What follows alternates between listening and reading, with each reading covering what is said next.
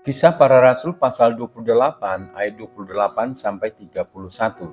Sebab itu kamu harus tahu bahwa keselamatan yang daripada Allah ini disampaikan kepada bangsa-bangsa lain dan mereka akan mendengarnya. Dan setelah Paulus berkata demikian, pergilah orang-orang Yahudi itu dengan banyak perbedaan paham antara mereka. Dan Paulus tinggal 2 tahun penuh di rumah yang disewanya sendiri itu.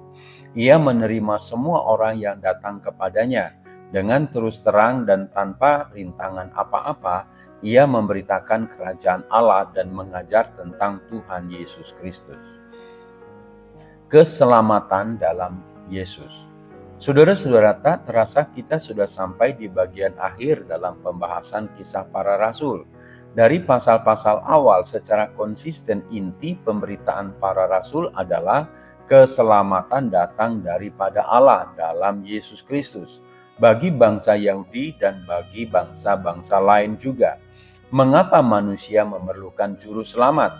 Firman Tuhan katakan, karena semua orang telah berbuat dosa dan telah kehilangan kemuliaan Allah.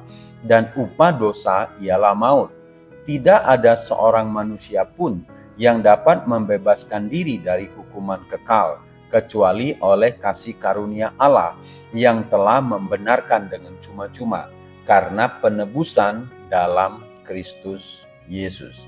Karena Kristus Yesus telah ditentukan Allah menjadi jalan pendamaian karena iman dalam darahnya. Saudara-saudara, Allah sendiri yang telah memberikan jalan keluar atas dosa dan kematian, yaitu dengan cara memakai pengganti atau substitusi. Allah Bapa telah menentukan Tuhan Yesus Kristus menjadi jalan pendamaian, yakni mati untuk membayar hutang dosa dengan mencurahkan darahnya di atas kayu salib. Dengan demikian, Kristus yang tidak berdosa dijadikan berdosa, karena dosa kita ditimpakan kepadanya. Murka Allah ditimpakan kepada Kristus untuk memuaskan hati Allah. Saudara-saudara, sungguh kita patut bersyukur melalui iman di dalam Kristus Yesus kita diselamatkan. Firman Tuhan katakan, dan keselamatan tidak ada di dalam siapapun juga selain di dalam Dia.